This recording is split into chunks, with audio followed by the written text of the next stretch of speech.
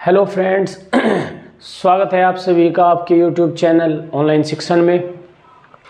आज की इस सेशन में एक नया टॉपिक आज हम पढ़ेंगे जिसका नाम है आर्टिकल। ठीक है, तो टॉपिक नेम है आर्टिकल। अभी तक हमारी 21 क्लास कंप्लीट हो चुकी है। ये ग्रामेटिकल पोर्शन आपका मोस्टली कंप्लीट होने वाला है। सॉरी। तो जैसे ही ये कंप्लीट होगा उसके बाद जितना भी हमको टाइम मिलेगा उसमें हम जो भी प्रैक्टिस क्वेश्चन या प्रीवियस ईयर क्वेश्चन पेपर है उसमें हम आपके सामने रखेंगे। ठीक है, तो ये जो आज का जो टॉपिक है आर्टिकल, इसको हम 2 से 3 वीडियो के अंदर हम कवर करने वाले हैं, क्योंकि बहुत बड़ा ये टॉपिक होता है। इसके अंदर काफ़ी रूल्स भी होते हैं और हमको समझना है एग्जैक्टली कि आर्टिकल कहाँ पे यूज़ करना है और कहाँ पे यूज़ नहीं करना है। तो स्टार्टिंग में मैं आपको बताऊंगा कहाँ पे आर्टिकल यूज़ होता है और फिर लास्ट में हम डिस्कस करेंगे कि कहाँ पर आर्टिकल यूज़ नहीं होता है। ठीक है, तो दोनों तरीके से आर्टिकल को हम डिस्कस करने वाले हैं कि कहाँ पे आर्टिकल का यूज़ होता है और कहाँ पे आर्टिकल का यूज़ नहीं होता है। ठीक है, चलो स्टार्ट करते हैं आज की वीडियो को। तो मैंने टॉपिक नेम लिखा हुआ है आर्टिकल। ये आर्टिकल होता क्या है? बेसिकली मैंने आपको कई बार बीच बीच में मैं बोलता रहता हूँ कि पूरी ग्रामर में जो नाउन जो होता है, नाउन जो ये वर्ड होता है नाउन, इस नाउन से पहले पूरी ग्रामर में सिर्फ 2 वर्ड देखने को मिलते हैं। या तो वर्ड होता है वो एडजेक्टिव और या वर्ड होता है वो आर्टिकल।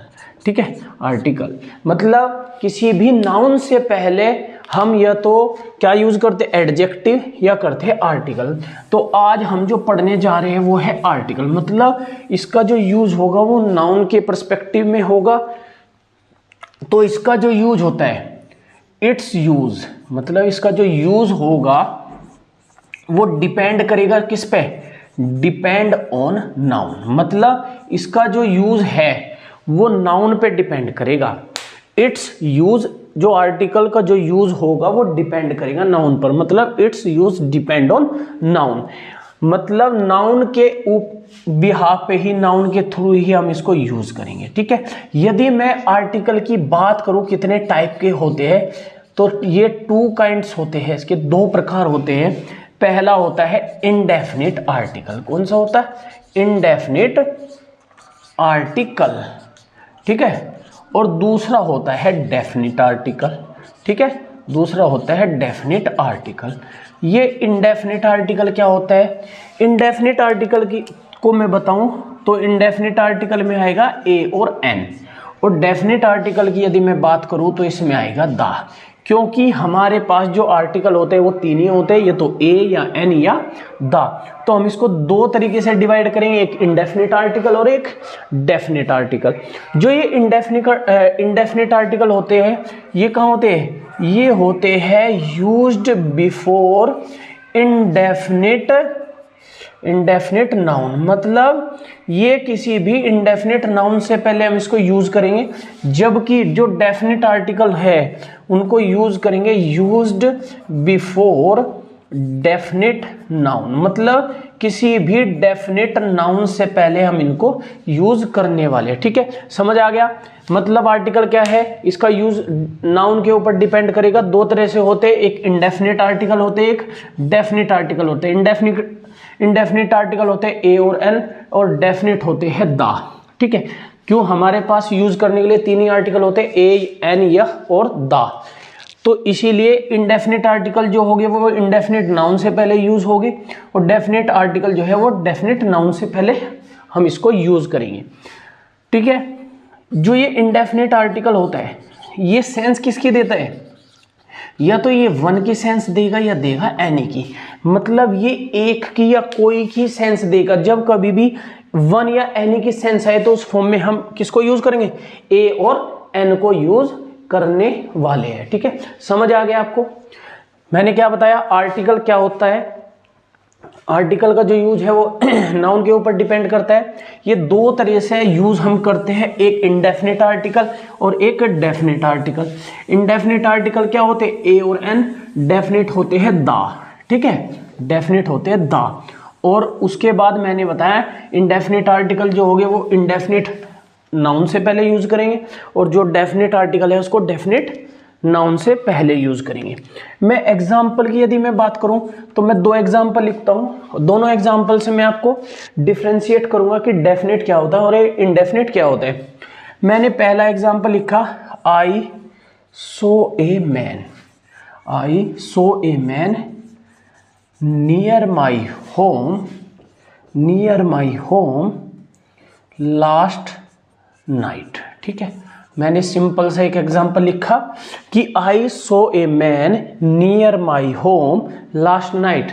इसी तरीके से मैं एक एग्जांपल और लिखता हूं, I saw a man who helped me last Sunday.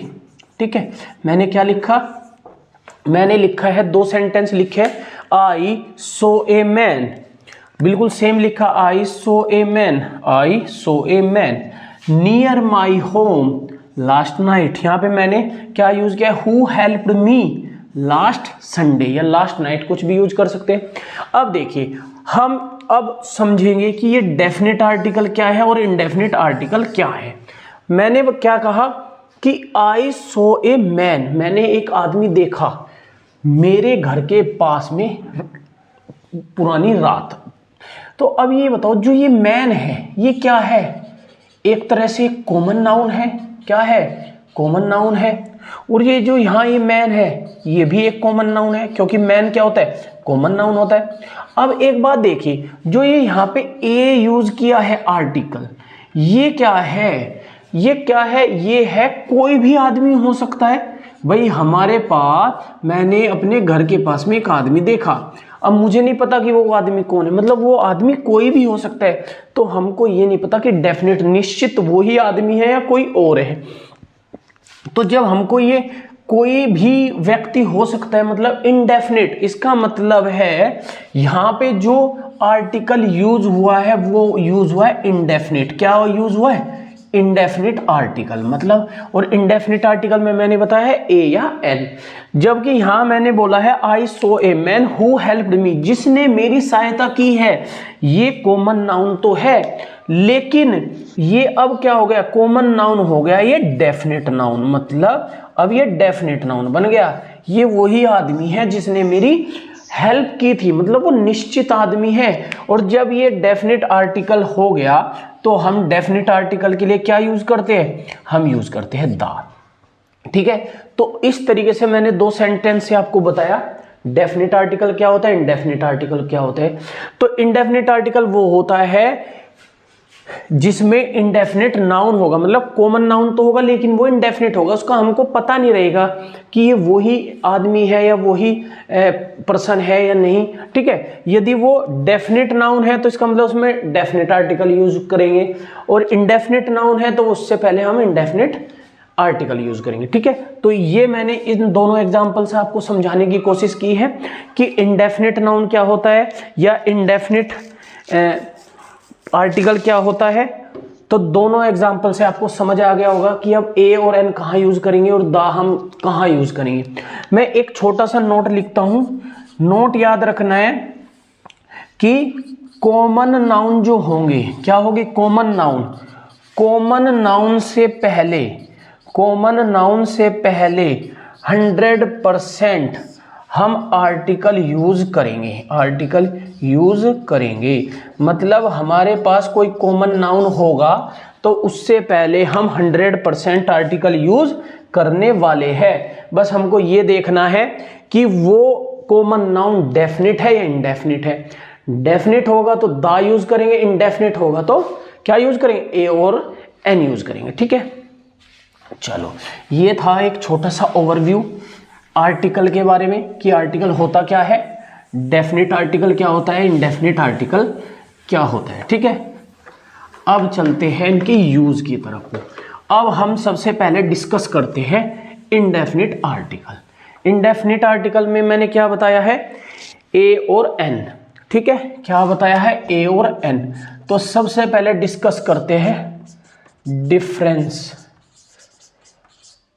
Difference use करेंगे किसका, इन द यूज ऑफ ए और एन।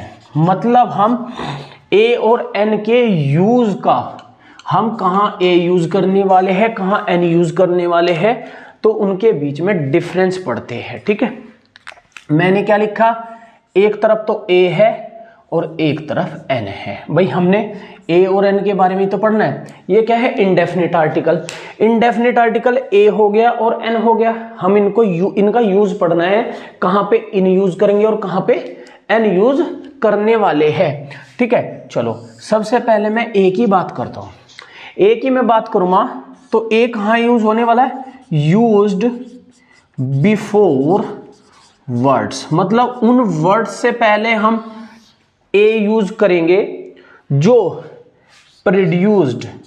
प्रोड्यूस करेगा कौन सी साउंड, अब ए है तो कॉन्सोनेंट साउंड। ठीक है, कॉन्सोनेंट साउंड का मतलब क्या है, व्यंजन ध्वनि, व्यंजन स्वर और व्यंजन आपने पढ़े होंगे, वोवेल और कॉन्सोनेंट। इसी तरीके से एन की यदि मैं बात करूं तो यूज्ड बिफोर वर्ड्स, उन वर्ड्स से पहले हम यूज करेंगे जो प्रोड्यूस करेंगे वोवेल साउंड। कौन सी साउंड, वोवेल साउंड। वोवेल का मतलब क्या होता है, स्वर। ठीक है, अब कई बार क्या होता है, इंग्लिश के अंदर कंफ्यूज हो जाते हो आप, ए और एन को कैसे यूज करते हो, कि हमको पता है कि हमारे पास वोवेल होते हैं और कॉन्सोनेंट होते हैं, यही तो होता है कॉन्सोनेंट। अब हमको पता है इंग्लिश में हमारे पास ए, ई, आई, ओ और यू, ये वोवेल होते हैं, और मतलब 5 तो वोवेल होते हैं और 21 कॉन्सोनेंट होते हैं, मतलब 5 स्वर होते हैं और 21 क्या होते हैं, व्यंजन होते हैं। तो मोस्टली जो गलती होती है क्या होती है कि हम ए, अब मैंने यहां बोला है एन यूज करेंगे कौन सी साउंड से पहले, वोवेल साउंड। मैं यहां पे साउंड वर्ड लिखा है, ये चीज समझनी है, मतलब वोवेल, ये तो है वोवेल और कॉन्सोनेंट, मतलब कौन कौन से वोवेल होते हैं, कौन कौन से कॉन्सोनेंट होते हैं। क्या होगा, मान लो मैंने लिखा HEIR, एयर। अब देखिए, अब वैसे तो ये H से स्टार्ट है, H का मतलब क्या है, कॉन्सोनेंट से स्टार्ट है, तो हम क्या करेंगे कि इसके सामने N लगा देंगे। ठीक है, वो A लगा देंगे, भाई H को देख के A लगा देंगे। एक वर्ड होता है यूरोपियन, एक वर्ड होता है यूरोपियन, ये बहुत आता है, 100% यही वर्ड देखने को मिलता है। यदि आपको आर्टिकल का यूज समझना है या आर्टिकल का कोई क्वेश्चन आएगा, यही वर्ड आएगा। अब देखने के लिए तो ये ई से स्टार्ट है, तो हम ई को देखते यहाँ पे एन लगा देंगे, भाई ये वोवेल है तो एन लगा दो, लेकिन गलत हो जाएगा। क्यों, वहां इसके साथ यूज होता है ए। तो हमको समझना है कि ये मैंने साउंड वर्ड इसीलिए लिखा है कि आपको समझ आए, हमको वर्ड नहीं देखने, मतलब हमको ये ए, ई, आई, ओ, यू नहीं देखनी, हमको देखनी है उसकी साउंड।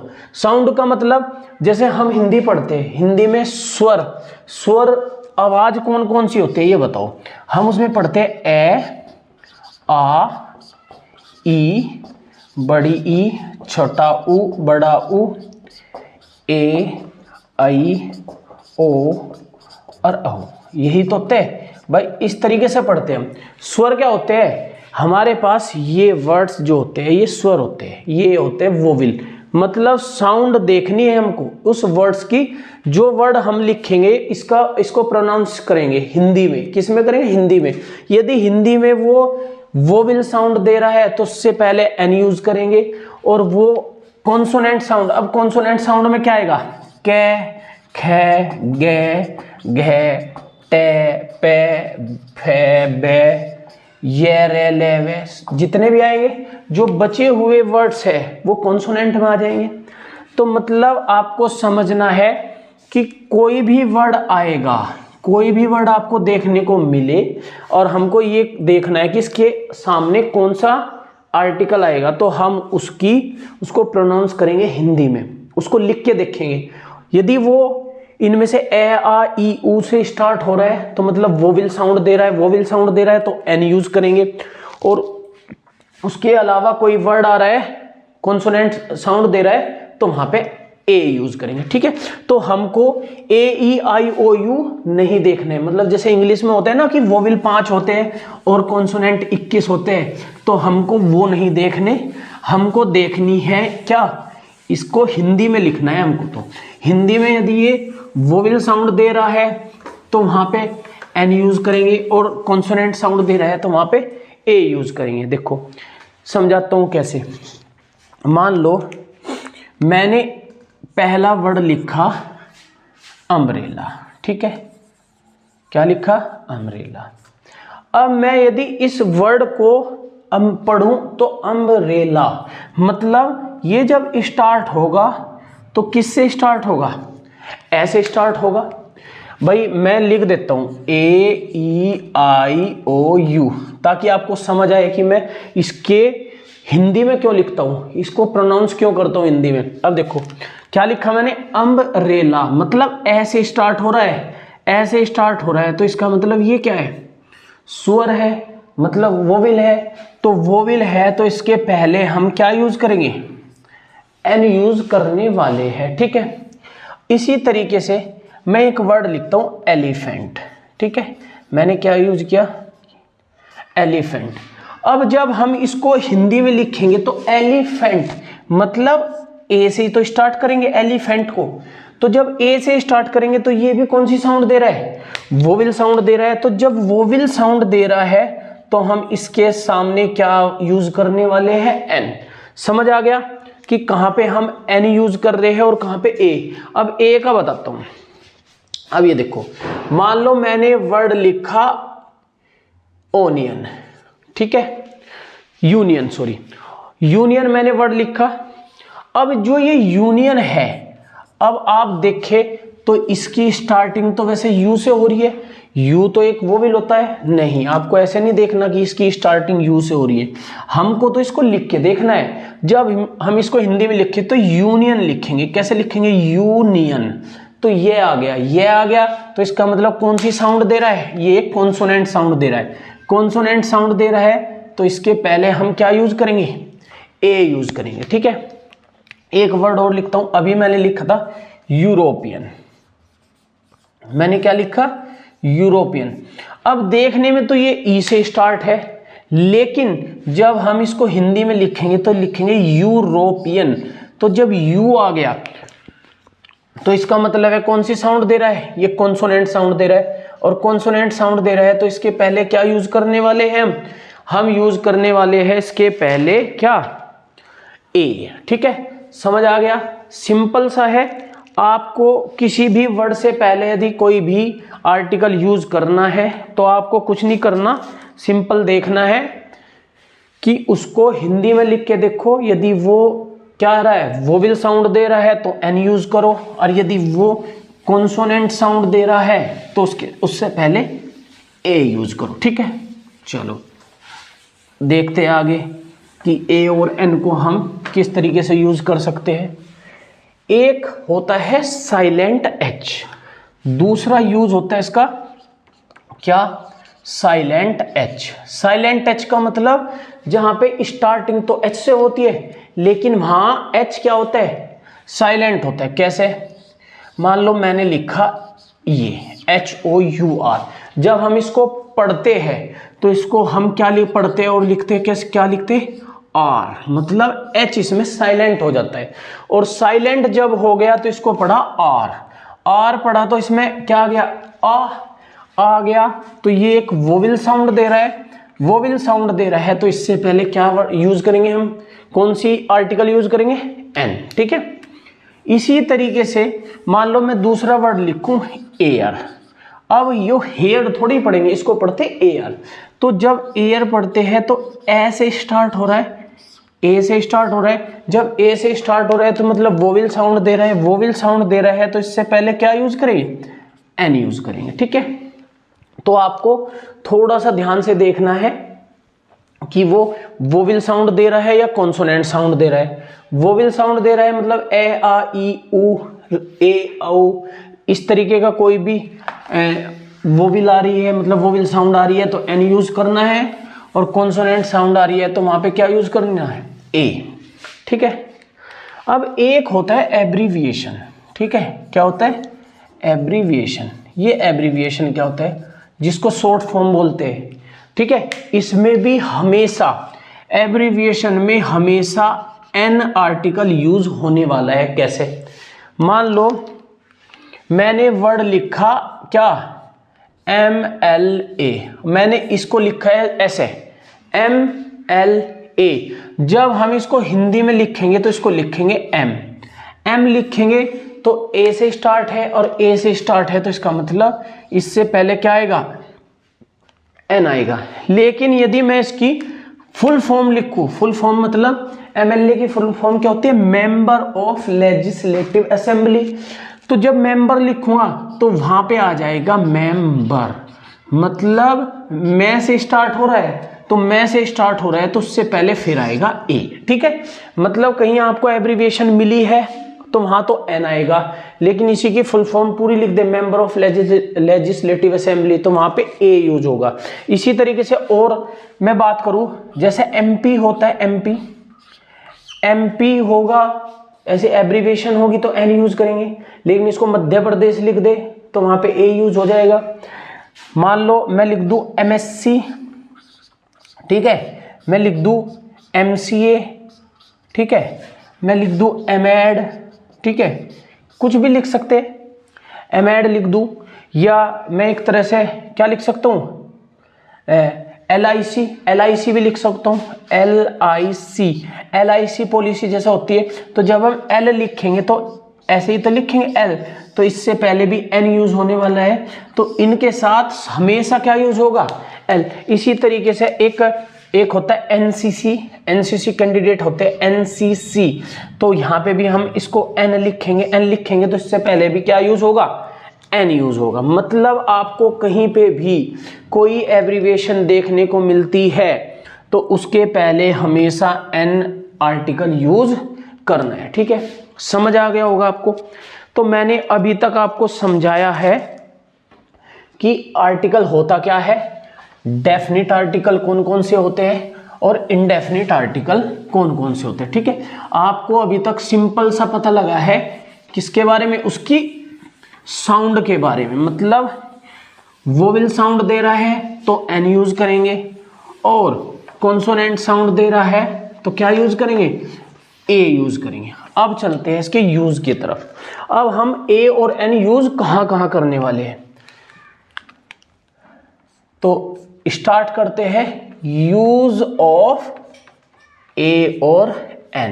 किसका यूज ऑफ A और N। मैं A और N के यूज की यदि मैं बात करूं तो पहला यूज पढ़ते हैं हम इसका कि A और N को कहां कहां यूज करने वाले। पहला यूज मतलब इट इज यूज्ड, यह यूज्ड होगा बिफोर, पहले सिंगुलर कॉमन नाउन, किसी भी सिंगुलर कॉमन नाउन से पहले यूज होगा ये, किस लिए, टू रिप्रेजेंट ए क्लास। मतलब A और N हम कहां यूज करने वाले, पहला रूल बोलता है इट इज यूज्ड, यह यूज होगा किसी भी सिंगुलर कॉमन नाउन से पहले टू रिप्रेजेंट ए क्लास। मतलब एक क्लास को रिप्रेजेंट करने के लिए हम सिंपल A और N यूज कर सकते हैं, किससे पहले, सिंगुलर कॉमन नाउन से पहले। यूज एग्जांपल देखते हैं। मान लो मैंने कहा a student must be hard working. मतलब एक स्टूडेंट को, अब पढ़ने में तो ऐसे आ रहा है ए स्टूडेंट, मतलब एक स्टूडेंट को हार्ड वर्किंग होना चाहिए, नहीं, ये सभी विद्यार्थियों की बात कर रहा है। मतलब सारे जो विद्यार्थी है, जितने भी स्टूडेंट है क्लास के अंदर या बाहर, सारे विद्यार्थियों को सिर्फ इस ए से लगने से इस स्टूडेंट ने इसको एक क्लास बना दी। मतलब अब ये यहाँ पे क्या शो कर रहा है, ये एक क्लास शो कर रहा है, क्लास शो कर रहा है। ठीक है, समझ आ गया। मैंने क्या बताया, सिंपल सा, कि a student must be hard working. तो जो एक स्टूडेंट है उसको हार्ड वर्किंग होना चाहिए। दूसरा मैं बताऊं तो a student broke this chair, मतलब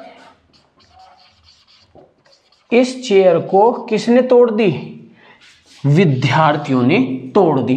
तो यहां पे भी ये किसको डिनोट कर रहा है, यहां पे भी एक क्लास को डिनोट कर रहा है। मतलब पहला यूज यदि मैं ए और एन की बात करूं तो इट इज यूज्ड, यह यूज्ड होता है किसी भी सिंगुलर कॉमन नाउन। भाई स्टूडेंट क्या है, सिंगुलर कॉमन नाउन है, तो किसी भी सिंगुलर कॉमन नाउन से पहले यदि हम ए और एन लगा देते हैं तो वो किसी भी क्लास को रिप्रेजेंट करेगा।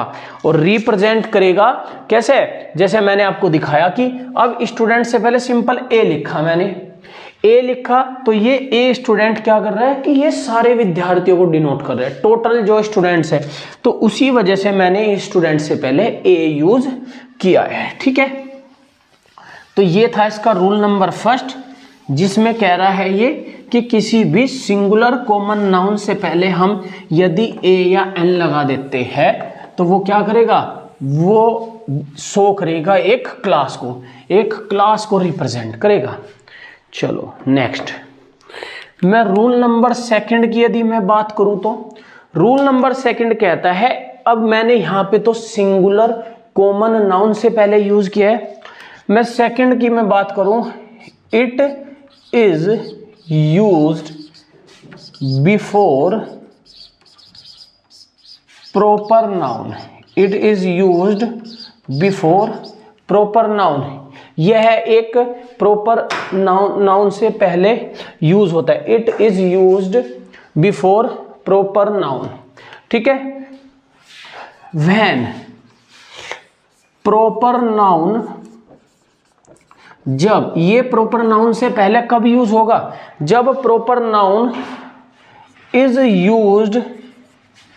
Used in place of common noun. मतलब जब कोई कॉमन नाउन की जगह हम प्रॉपर नाउन को यूज करेंगे तब यूज कर सकते हैं। भाई कभी भी कोई प्रॉपर नाउन जो होगा उससे पहले हम मतलब कोई भी आर्टिकल यूज नहीं करते। ठीक है, क्या यूज नहीं करते भाई, कभी भी कोई भी प्रॉपर नाउन होगा, मान लो कोई नाम है तो नाम से पहले हम कभी भी कोई आर्टिकल वर्ड यूज नहीं करते, आर्टिकल यूज ही नहीं करते। लेकिन कब कर सकते हैं, जब वो प्रॉपर नाउन किसी कॉमन नाउन की जगह यूज हो रहा है। ठीक है, मैंने क्या बताया कि यह एक प्रॉपर नाउन से पहले यूज होता है, लेकिन किस कंडीशन में, जब वो प्रॉपर नाउन किसी कॉमन नाउन की तरह काम करते हैं। ठीक है, चलो एग्जाम्पल से समझाता हूं। एग्जाम्पल नंबर 1 में बोलता हूं कि he is the son of a Harishchandra. ठीक है, मैंने क्या लिखा, मैंने लिखा he is the son of a Harishchandra. अब ये देखिए यहां पे मैंने हरीशचंद्र से पहले ए यूज किया है। ए हरीशचंद्र क्या है, एक प्रॉपर नाउन है। तो मैंने क्या बताया, कभी भी भाई सबसे पहले तो हमको ये पता होना चाहिए कभी भी किसी प्रॉपर नाउन से पहले आर्टिकल यूज नहीं होता। लेकिन प्रॉपर नाउन से पहले आर्टिकल कब यूज होगा, जब वो एक कॉमन नाउन की तरह यूज हो रहा है। जैसा हरीशचंद्र, मैंने कहा he is the son of a Harishchandra, वह एक हरीशचंद्र का बेटा है। हरीशचंद्र कौन था, हरीशचंद्र को जो एक बिल्कुल सत्य वचन बोलते थे, जो हमेशा सच बोलते थे, मतलब जो ट्रुथफुल मैन थे। तो इसका मतलब है सच्चाई से रिलेट किया है। तो इसी वजह से वे, इससे पहले हमने हरिश्चंद्र से पहले हमने ए वर्ड यूज किया है, ए आर्टिकल यूज किया है। कभी भी हम प्रॉपर नाउन से पहले आर्टिकल यूज नहीं करते। स्टार्टिंग में ही बताया था कि कॉमन नाउन से पहले हमेशा 100% आर्टिकल आएगा, लेकिन प्रॉपर नाउन से पहले यूज नहीं करते। लेकिन प्रॉपर नाउन से पहले यदि हम यूज कर रहे हैं तो किस कंडीशन में कर रहे हैं, जब वो as a common noun use हो रहा है। दूसरे यदि मैं बताऊं तो दूसरा एग्जांपल, everyone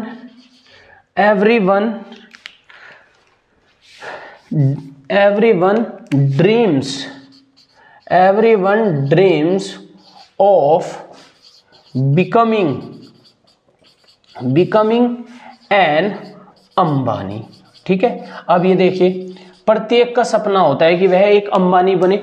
अब यहाँ पे अंबानी से पहले मैंने एन यूज किया है, और अंबानी क्या है, एक धनी व्यक्ति है, रिच मैन है, तो इसका मतलब है उसको एक अंबानी की तरह ट्रीट किया है, मतलब उसको एक अंबानी को प्रॉपर नाउन को as a common noun use किया है। तो इसी वजह से मैंने यहाँ पे अंबानी से पहले एन यूज किया है। तो मतलब रूल नंबर 2 कहता है कभी भी यदि प्रॉपर नाउन को हम as a common noun use करते हैं तो उस प्रॉपर नाउन से पहले भी हम आर्टिकल यूज कर सकते हैं। और वो आर्टिकल क्या यूज करेंगे हम, वो आर्टिकल यूज करेंगे हम ए या एन। ठीक है, चलो चलते हैं अब इसके नेक्स्ट रूल की तरफ को, रूल नंबर 3।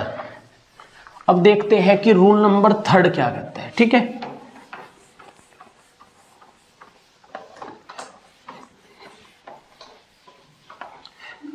अब ये जितने भी रूल्स आपके आएंगे तो आपको अच्छे से याद रखने हैं कहाँ कहाँ पे हम इनको यूज कर रहे हैं। तो रूल नंबर 3 क्या कहता है कि it is used before a verb, मतलब किसी भी वर्ब से पहले हम इसको यूज कर सकते हैं। बिफोर वर्ब, किसी भी वर्ब से पहले हम ए और एन को यूज कर सकते हैं, लेकिन verb is used as a noun. जब कोई भी वर्ब एज ए नाउन काम करती हो, मतलब वो वर्ब किसी नाउन की तरह काम करती हो, ऐसी कुछ मतलब वर्ब होती है जो नाउन की तरह काम करती है। उसमें एक तो होता है स्विम, स्विम मतलब तैरना, एक होती है लुक, लुक मतलब देखना, और एक होती है वॉक, वॉक मतलब टहलना। तो ये 3 ऐसी वर्ब होती है मोस्टली जो आपके एग्जाम में देखने को मिलेगी। ये जो वर्ब है एज ए नाउन यूज होगी तो वहां पे भी हम क्या यूज कर सकते हैं, ए और एन यूज कर सकते हैं। मान लो मैंने कहा he goes for a walk, for a walk in the morning, in the morning. मैंने सिंपल सा एक सेंटेंस लिखा है, ही गोज, वह जाता है, for a walk in the morning. अब मैंने यहाँ पे वॉक क्या लिखा है, वॉक तो एक वर्ब है, लेकिन इससे पहले मैंने ए यूज किया है। ये ए यूज होते ही ये कैसे यूज हो गया, अब ये जो वॉक है वो नाउन की तरह काम कर रहा है, मतलब वह टहलने के लिए सुबह जाता है, मॉर्निंग में जाता है। तो इसलिए कभी भी यदि आपको कोई verb as a noun use हो रही है तो उससे पहले भी हम ए या एन यूज कर सकते हैं। ठीक है, एग्जाम्पल 1 समझ आ गया आपको। अब मैं दूसरा एग्जाम्पल लिखूं, he is going for a swim, मतलब वह तैरने के लिए जा रहा है। तो जब तैरने के लिए जा रहा है तो यहाँ पे जो स्विम है क्या यूज किया है, एज ए नाउन यूज किया है। जब एज ए नाउन यूज किया है तो हमने क्या कैसे यूज किया है, एज ए नाउन। यहाँ पे जो स्विम है एज ए नाउन यूज हो रहा है, तो इससे पहले मैंने यहाँ पे क्या यूज कर लिया, ए आर्टिकल मैंने यहाँ पे यूज कर लिया। ठीक है, तो ये था आपका रूल नंबर 3 जिसमें कहता है कि कोई भी यदि verb as a noun use हो रही है तो उस वर्ब से पहले हम ए और एन यूज कर सकते हैं। ठीक है, समझ आ गया आपको, मतलब उस वर्ब से पहले हम ए और एन यूज कर सकते हैं। अब चलते हैं रूल नंबर 4 की तरफ। रूल नंबर 4 कह रहा है कि इफ 2 और मोर एडजेक्टिव्स, यदि 2 और 2 से अधिक जो एडजेक्टिव्स होते हैं वो कंबाइंड हो एंड से, आर कंबाइंड विद एंड, मतलब अब उस केस में हम कहाँ यूज करेंगे आर्टिकल, मतलब जब 2 या 2 से अधिक एडजेक्टिव एंड से जुड़े हुए हो तो कंडीशन नंबर 1, तो एडजेक्टिव का संबंध यदि एक ही व्यक्ति, मतलब एक ही व्यक्ति या वस्तु से हो, एक ही व्यक्ति या वस्तु से हो उसका संबंध, तो हम सिर्फ पहले एडजेक्टिव से पहले, सिर्फ पहले एडजेक्टिव से पहले आर्टिकल हम यूज करने वाले हैं, ठीक है, आर्टिकल यूज करने वाले। लेकिन यदि वो एक से अधिक को क्या करता है, एक या एक से अधिक नाउन को क्वालिफाई करता है, वो एडजेक्टिव, एक एडजेक्टिव जो क्वालिफाई करेंगे, एक या एक से अधिक नाउन को क्या कर रहे हैं, क्वालिफाई कर रहे हैं,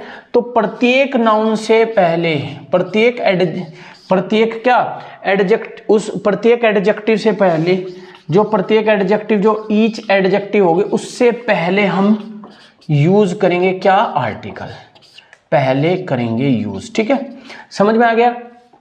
मैंने ऊपर लिखा है यदि दो या दो से अधिक एडजेक्टिव यदि किसी एंड से जुड़े हो, मतलब दो या दो से अधिक एडजेक्टिव यदि एंड से जुड़े हो, तो उस केस में हम क्या करेंगे, यदि वो एक ही व्यक्ति या वस्तु से संबंध दिखा रहा है तो सिर्फ पहले एडजेक्टिव से पहले आर्टिकल यूज करेंगे।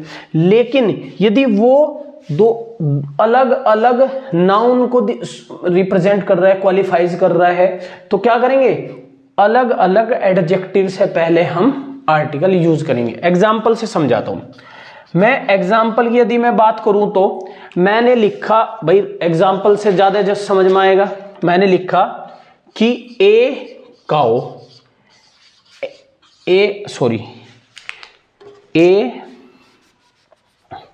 हमको क्या यूज करना, adjective, A black and white cow. अब ये देखिए, अब मैंने सिर्फ पहले एडजेक्टिव, जो पहला एडजेक्टिव है, ये भी एडजेक्टिव है, ये भी एडजेक्टिव है, सिर्फ मैंने पहले एडजेक्टिव से पहले यदि आर्टिकल ए यूज किया है तो इसका मतलब ये एक ही व्यक्ति या वस्तु से किस संबंध रखते हैं, मतलब वही गाय काली है और वही सफेद है, ठीक है। लेकिन यदि मैं लिखूं ए ब्लैक एंड ए वाइट, मतलब एक काली और एक सफेद, मतलब दो हो गई तो प्लूरल, तो काउज, ठीक है। तो सिंपल सा है, यदि वो एक ही व्यक्ति या वस्तु से संबंध दिख रहा है, यदि दो एडजेक्टिव जुड़ रहे हो एंड से और वो एक को ही डिनोट कर रहा है, तो सिर्फ पहले एडजेक्टिव से पहले आर्टिकल यूज करेंगे। लेकिन यदि वो एक या एक से अधिक को क्वालिफाइज कर रहा है तो दोनों एडजेक्टिव से पहले हम क्या यूज करेंगे, आर्टिकल यूज करेंगे, ठीक है। चलो इसका एक एग्जाम्पल देखते हैं, उस एग्जाम्पल से आपको ज्यादा समझ आएगा। अब एग्जाम्पल हम देखते हैं। मैंने कहा एग्जाम्पल में कि ही इज, भाई हमको दो एडजेक्टिव यूज करने हैं, he is a sensible and an honest boy, ठीक है। अब मैंने कहा he is a sensible and an honest boy. अब बताओ, वह एक सेंसेबल है एंड, और दो आर्टिकल यूज कर दिए, बीच में एंड लगा दिया, एक ये रहा एडजेक्टिव और एक ये रहा एडजेक्टिव, दो एडजेक्टिव को मैंने एंड से जोड़ा है, वह सेंसेबल भी है और ऑनेस्ट भी है। यदि ये दो अलग अलग होते तो यहाँ ये सिंगुलर ना के बॉयज आता, तो इसका मतलब वो एक को ही डिनोट कर रहा है, तो जब वो एक को डिनोट कर रहा है तो इसका मतलब हम इस एन को यूज नहीं करने वाले, सिंगल सिर्फ हम सेंसिबल से पहले ए यूज करेंगे, ठीक है। समझ आ गया, सिंपल सा है। क्या बताया मैंने, कभी भी दो या दो से अधिक दो एडजेक्टिव यदि एंड से जुड़े हो, ठीक है, दो एडजेक्टिव यदि एंड से जुड़े हो, वो एक को ही डिनोट कर रहा है, तो सिर्फ पहले वाले से, जो पहला एडजेक्टिव होगा उससे पहले क्या यूज करेंगे, उससे पहले यूज करेंगे आर्टिकल। यदि वो दोनों अलग अलग को डिनोट कर रहे हैं तो दोनों से पहले हम आर्टिकल यूज करेंगे, ठीक है। चलो नेक्स्ट रूल देखते हैं। नेक्स्ट रूल कहता है कि इफ टू कॉमन नाउन्स, मतलब if two common nouns, if two common nouns are combined, यदि जुड़े हुए हो विद एंड, मतलब यदि कोई दो कॉमन नाउन किसी एंड से जुड़े हो, दो कॉमन नाउन का मतलब क्या होता है, जैसे मैन वुमेन, इस तरीके से मैंने जैसे नाउन आपको पढ़ाया था कि इफ टू कॉमन नाउन्स, यदि दो कॉमन नाउन आर कंबाइंड जुड़े हो विद एंड से जुड़े हो और पर्टेन टू वन थिंग या वन थिंग, मतलब एक व्यक्ति या वस्तु से वो संबंध रख रहे हो पर्सन, यदि वो एक ही व्यक्ति या वस्तु से संबंध रख रहे हो तो उस केस में क्या करेंगे, यदि ध्यान से समझना, मतलब यदि दो कॉमन नाउन जुड़े हुए हो एंड से, ठीक है, और वो एक ही व्यक्ति या वस्तु से संबंध रखते हो, तो आर्टिकल कहां कहां यूज करेंगे, आर्टिकल सिर्फ पहले कॉमन नाउन से पहले यूज कब करेंगे, कॉमन नाउन से पहले कब यूज करेंगे, जब दोनों की जो क्या होगी, दोनों की जो साउंड होगी वो सेम होगी।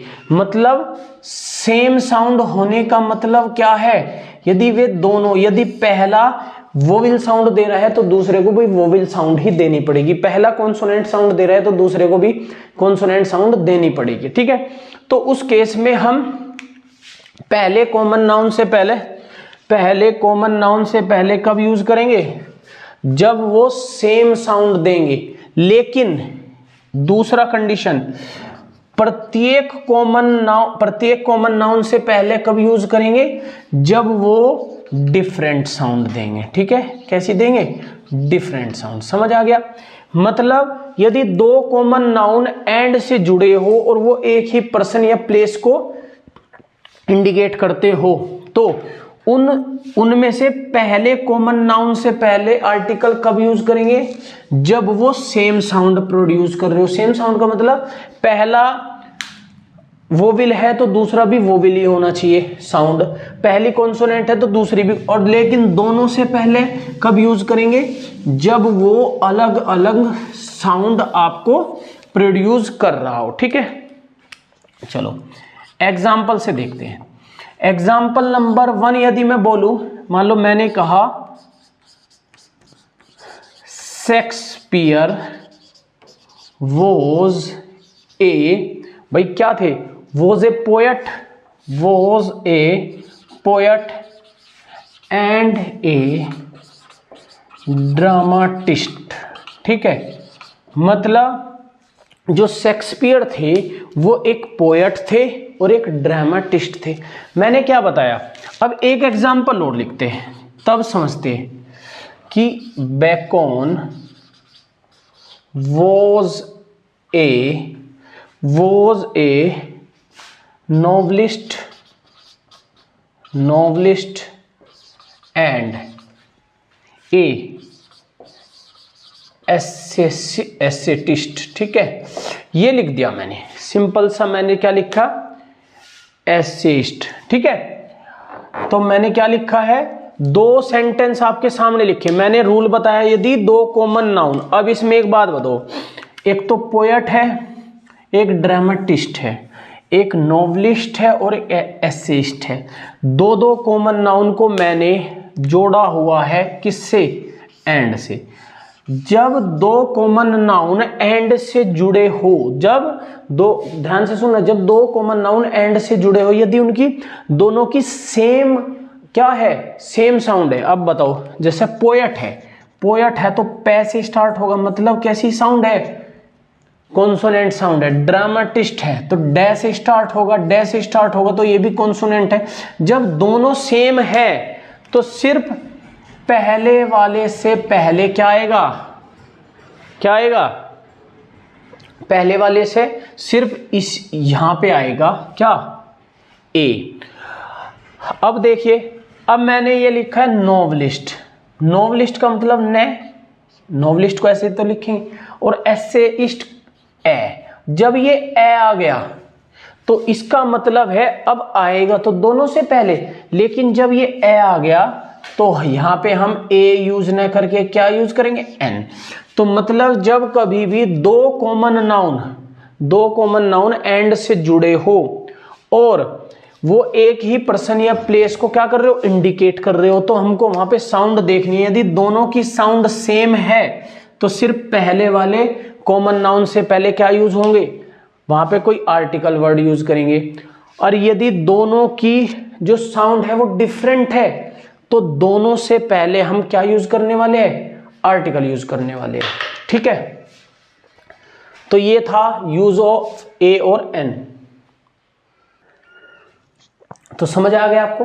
तो मैंने जो ये फिफ्थ रूल बताया, मैंने फिफ्थ रूल में बताया यदि दो कॉमन नाउन यदि एंड से जुड़े हो तो उनकी हमको साउंड देखनी है, और साउंड यदि अलग अलग है तो दोनों से पहले आर्टिकल आएगा। यदि सेम साउंड है तो सिर्फ पहले वाले से हम पहले क्या यूज करेंगे, आर्टिकल यूज करेंगे। ठीक है, तो ये था आपका आर्टिकल का फर्स्ट पार्ट, जिसमें हमने पढ़ा कि आर्टिकल क्या होता है, उसकी क्या पढ़ी, उससे रिलेटेड रूल्स पढ़े कि ए और एन को कहाँ यूज करते हैं और कौन कौन से इसमें रूल्स हो सकते हैं। ठीक है, आगे का जो पार्ट आएगा उसमें हम दा को पढ़ेंगे कि दा कहाँ कहाँ पे यूज करते हैं, क्योंकि भाई मैंने स्टार्टिंग में बताया था कि जो आर्टिकल होते हैं वो डेफिनेट और इनडेफिनेट होते हैं। तो इनडेफिनेट आर्टिकल हमने पढ़ लिया है ए और एन, अब पढ़ेंगे डेफिनेट आर्टिकल दा। फिर जो नेक्स्ट आएगा पार्ट नंबर 3, उसमें डिस्कस करेंगे कि कुछ